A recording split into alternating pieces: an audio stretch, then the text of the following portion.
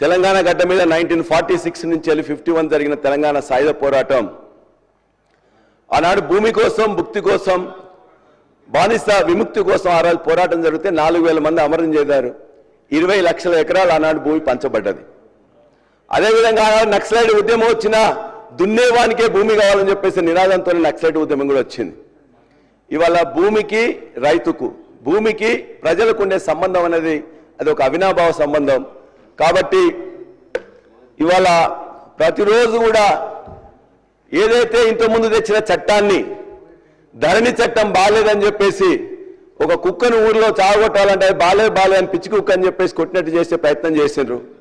కానీ మీకు నేను ఖచ్చితంగా ఈ రెవెన్యూ మీద ఇంతకుముందు మాకు మాట్లాడే అవకాశం లేదు కాబట్టి బడ్జెట్లో నిధుల కేటాయింపుతో పాటు అన్ని విషయాలు ఖచ్చితంగా మాట్లాడాల్సిన అవకాశం మీకు దయచేసి టైం ఇవ్వండి అధ్యక్ష. ఎందుకంటే భారతదేశంలో మొట్టమొదటిసారి ఇక్కడ తెలంగాణ ప్రాంతంలో ఉండే భూములకు షేర్షాసూరి అని చెప్పేసి ఫస్ట్ టైం కూడా ఒక క్రమ పద్ధతిలో సర్వే చేయాలని చెప్పి చేసింది అధ్యక్ష. అందులో ఆయన ఉండే లోపాలను కూడా అక్బర్ వాటిని చేసి దాన్ని మళ్ళీ సవరించి దానికి బెటర్ చేసిండు. ఆ తర్వాత మన యొక్క నిజాం ప్రైమ్ మినిస్టర్ అయిన సాలార్ జంగ్ దాన్ని ఇంకా బ్రహ్మాండాన్ని తీసుకొచ్చి వతందారి సిస్టమ్ తీసుకొచ్చిండు. అందులో భాగమే పోలీస్ పటేలు మాలి పటేలు ఆ 3 వతన్లు వచ్చినాయి అధ్యక్ష. ఇది పూర్వ చరిత్ర అయితే మన ప్రజాస్వామ్య చరిత్రలో మొట్టమొదటిసారి 1981 అనుకుంటా పివి నరసింహరావు గారు ఇవాళ ఒక చట్టం తీసుకొచ్చేసి చిన్న కమతాలు సన్న కమతాలు ఏర్పాటు చేసింది అన్నాడు పివి నరసింహరావు గారు. అదొక విప్లవాత్మకమైన చర్య అయితే ఆ తర్వాత జరిగిన ఎన్టీ రామారావు గారు అప్పుడు ఈ ఒత్తంలు రద్దు చేసి ప్రజలందరూ కూడా బ్రహ్మాండమైన రిలీఫ్ ఇచ్చింది అధ్యక్ష.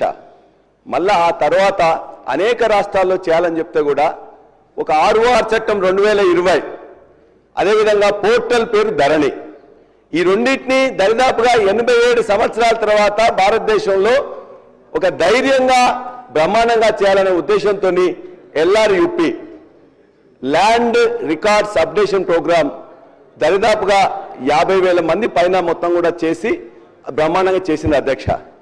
దాన్ని అనేక మంది చిన్న చిన్న తప్పులు ఉన్నట్లయితే దాన్నే చూపించేసి మొత్తం కూడా ఏదో బాగులేదని చెప్పేసి ప్రయత్నం చేసింది అధ్యక్ష. నేను మీ ద్వారా ఈ యొక్క సభకు కూడా తెలియజేయాల్సింది ఏంటంటే దరిదాపుగా 584 మండలాలలో 10,823 గ్రామాల్లో 1,507 బృందాలతో ఆనాడు చేసిన అధ్యక్ష. మన జనాభా మన యొక్క భూ భాగం విస్తీర్ణం 1,12,000 అయితే భూ విస్తీర్ణం 2,80,00,000 కోట్ల ఎకరాలు. అందులో 1.78 కోట్ల సర్వే నెంబర్లో 72 లక్షల సర్వే ఖాతాలకు చెందిన భూమిని ఆనాడు చేసిన అధ్యక్ష. పార్ట్ ఏ పార్ట్ బి అని పెట్టిండ్రు. పార్ట్ ఏలో ఆనాడు 1,42,00,000 ఎకరాలకు సంబంధించిన భూమిని వాళ్ళందరినీ కూడా నిర్ణయించి ఇది మీది భూమి అని చెప్పేసి 18 ఫీచర్స్ ఉన్న ధరణి పాస్బుక్ ను వాళ్ళకి అందజేసింది అధ్యక్ష. పార్ట్ బిలో ఆనాడు దరిదాపుగా 16.5 లక్షల భూమిని పెట్టింది. ఆ తర్వాత ఇవాళ చూసుకుంటే అధ్యక్ష ఇవాళ ఈ రాష్ట్రంలో 70,60,000 మంది రైతులకు 1,55,97,000 ఎకరాలను ఇవాళ ధరణిలో నిక్షిప్తమై వాళ్ళందరూ గుండె మీద మంచిగా చేసుకుని నిద్రపోతున్నారు అధ్యక్ష. ఇది వాస్తవం. ఈ వీళ్ళందరినీ కూడా ఇవాళ చెడగొట్టాలని చూస్తే మాత్రం ఇవాళ మరలా తెలంగాణ సాయుధ పోరాట స్ఫూర్తితో మళ్ళా పోరాటం చేయాల్సిన అవసరం వస్తుంది అధ్యక్ష. నేను ఒకటే మీకు చెప్పదలుచుకున్నాను అధ్యక్ష. ధరణిలో కోర్ బ్యాంకింగ్ ధర్నాలో మంత్రి గారు ఎప్పుడు చెప్పినా కూడా ఇంతకుముందు ఏది లేదన్నట్టు ఫస్ట్ టైం ఇది ఇక్కడ మనం రిజిస్ట్రేషన్ చేసుకున్నట్లయితే బయట కూడా తెలుస్తాయి. ఎక్కడ చూసినా కూడా ఆన్లైన్లో ఇప్పుడు కూడా అదే ఉన్నది అధ్యక్ష. ఇవాళ వరకు కూడా ఇవాళ ఏప్రిల్ ఇవాళ మార్చి 28 ఈ రోజు కూడా అదే ధరణి సిస్టమే రన్ అవుతున్నది. అదే సాఫ్ట్వేర్ రన్ అవుతున్నది. అవే మాడ్యూల్స్ రన్ అవుతున్నాయి. ఇది నిర్వివాద అంశం. 1,55,00,000 ఎకరాలకు సంబంధించిన 70 లక్షల మంది రైతులకు ఇవాళ మీరిచ్చే రైతు బీమా కానీ రైతు భరోసా కానీ లేకపోతే ప్రొక్యూర్మెంట్ కానీ మీరు వేసే డబ్బులు కూడా ఇందులో ఉండే డాటాతోని ఇదే ఎకరాలకు ఇదే భూమికి మనం వేస్తున్నాం అధ్యక్ష. అది నిర్వివాద అంశం కాదని చెప్పండి. అందులో వీళ్ళు చాలా చేంజెస్ చేస్తామని చెప్పేసి అంటున్నారు అధ్యక్ష. నేను ఒక 4 అంశాల మీద ఖచ్చితంగా వారికి తెలియదలుచుకున్నా. ఇవాళ మ్యూటేషన్ ఇంతకుముందు మీకు తెలుసు పెద్దలు 2014 కంటే ముందు మ్యూటేషన్ కోసం పోయినట్లయితే రిజిస్ట్రేషన్ అయిన తర్వాత 6 నెలలు సంవత్సరం అయ్యేది అధ్యక్ష. ధరణిలో పెట్టిన ఫీచర్ తర్వాత ఒకటేసారి registration, mutation, updation, issuing the passbook, ఇది అయిందా లేదా? 1,55,00,000 ఎకరాలకి జరిగిందా లేదా? కాబట్టి ఇవాళ మనం ఏం చేస్తున్నారు? ఈ భూభారతిలో అధ్యక్ష వాళ్ళు ఏం చేస్తున్నారంటే, స్పీకర్ గారు ఇవాళ ఈ భూభారతిలో మ్యూటేషన్ పద్ధతిలో మ్యూటేషన్ ఒకవేళ ఆ ఎంఆర్ఓ కానీ లేకపోతే రిజిస్ట్రేషన్ చేసే అధికారికి వాళ్ళకి ఇష్టం లేనట్లయితే వాళ్ళు ఒప్పుకుంటేనే ఉప ముఖ్యమంత్రి గారు అధ్యక్ష పల్లా రాజేశ్వరరెడ్డి గారు భూముల గురించి, తెలంగాణలో భూములపై హక్కుల గురించి, ధరణి గురించి మాట్లాడుతూ చాలా సత్యదూరమైనటువంటి అంశాలని సభకి, రాష్ట్ర ప్రజలకు కూడా మీ ద్వారా సభలో ఉన్న అందరికీ సమాచారం ఇస్తున్నారు. ఇది కరెక్ట్ కాదు అధ్యక్ష.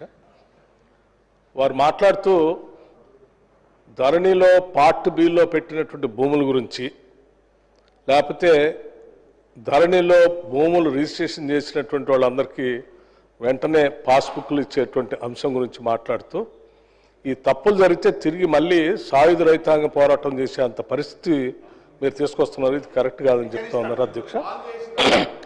సాయుధ రైతాంగ పోరాటం స్ఫూర్తితోనే కాంగ్రెస్ ప్రభుత్వం ఆనాటి నుంచి ఈనాటి వరకు భూములపై హక్కులకి ప్రజలు కల్పిస్తూ వచ్చింది అధ్యక్ష.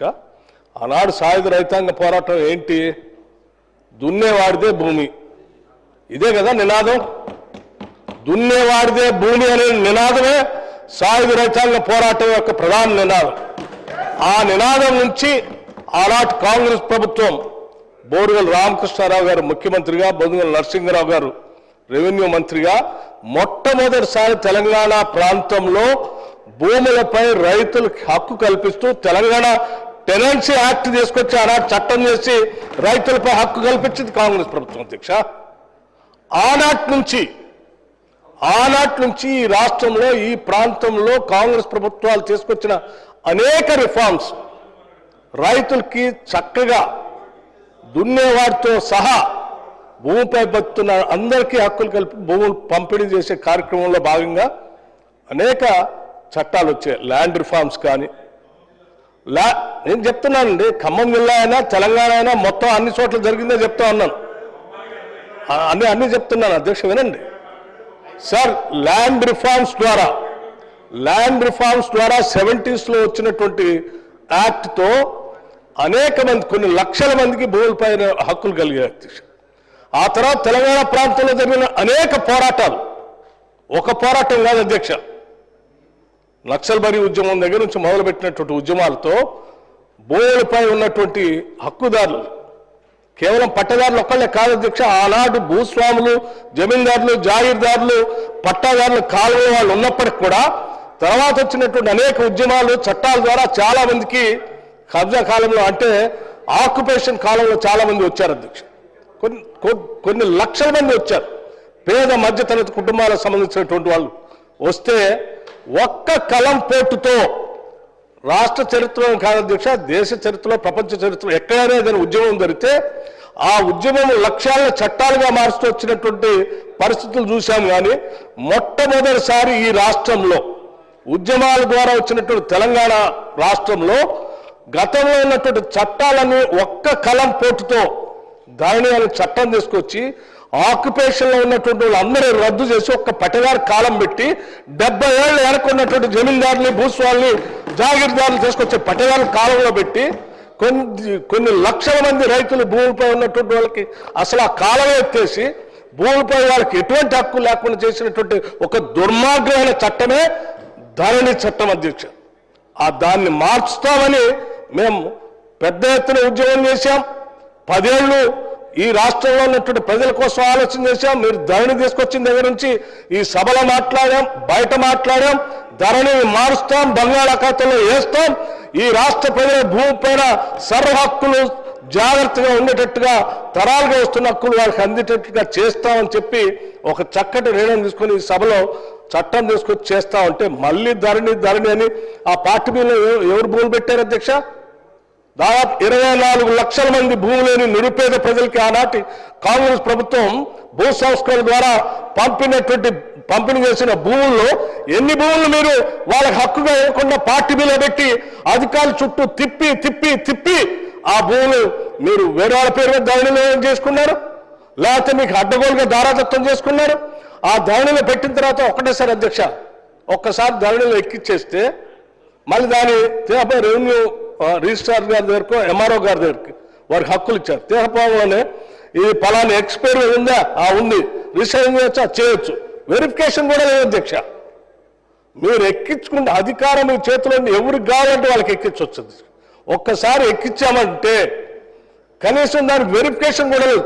ఏమంటే రిజిస్ట్రేషన్ అవుతుంది, ఇంకో వ్యక్తి చేతుల్లోకి పోతుంది, ఆయన ఇంకో చేతుల్లో పోతుంది. అసలు ఆయన వెరిఫికేషన్ నాది అని రిప్రజెంటేషన్ చేద్దామంటే కూడా రెవెన్యూ వాళ్ళ దగ్గర కనీసం అప్పీల్ కూడా లేదు అధ్యక్ష. అటువంటి దుర్మార్గమైనటువంటి చట్టాలు తీసుకొచ్చి ఈ రాష్ట్రంలో వచ్చినటువంటి అనేక చట్టాల ద్వారా వచ్చినటువంటి హక్కులు కాలరాసి పోరాటాల ద్వారా అధ్యక్ష వారికి కూడా తెలుసు ఈ రాష్ట్రంలో అనేక ఉద్యమాలు వచ్చినాయి అధ్యక్ష.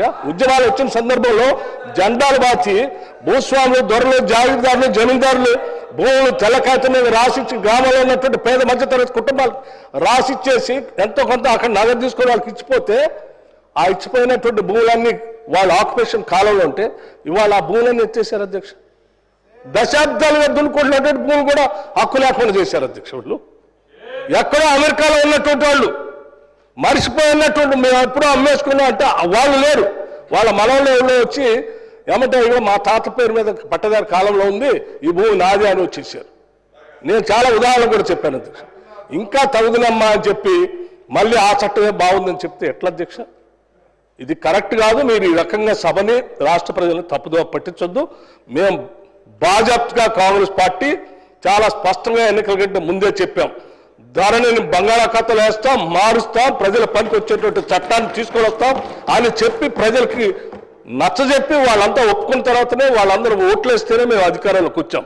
అంటే ప్రజలందరూ దాన్ని మార్చాలని, దాన్ని బంగాళాఖాతాలో వేయాలనే మాకు ఓటేసింది. ఆ వేసిన దాన్ని మేము చెప్పిన మాటలు న్యాయం చేయాలి కదా అధ్యక్ష, చేస్తా ఉన్నాం.